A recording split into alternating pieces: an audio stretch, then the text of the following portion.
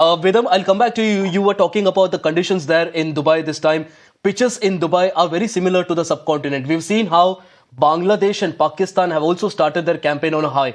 Do you think this will also add to India's favor, the fact that the conditions will be closer to India's subcontinent pitches than for other teams, like, for example, England or Australia? We take one match at a time. Let's take today's match, New Zealand. New Zealand definitely won't be used to playing under such conditions. They're coming out of a winter and straight away they have to play in hot conditions in Dubai. That apart, the evening game, especially when the ball gets wet, and it's very difficult to bowl under dew. And they have a good bowler in that. I think her name is Tahu. Who I hope I'm pronouncing that right. She's quick, but is quick, but we'll. All right, we seem to have lost the line there with Vedam Jaishankar, but meanwhile, Joseph also continues to be on the broadcast with us. Joseph, we're talking about the pitch there in Dubai. It's going to be very closer to what we see in the subcontinent.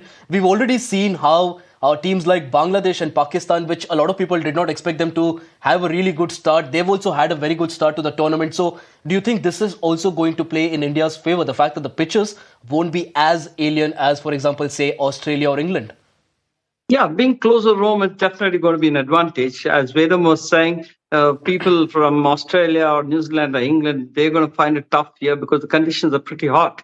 And also we'll have to consider the kind of the team formation that we have, the kind of the combination. We have a lot of spinners, and the team management and the selectors have really thought about it, like how they did in the T20 World Cup in the US and West Indies, men's T20. They've really taken the team.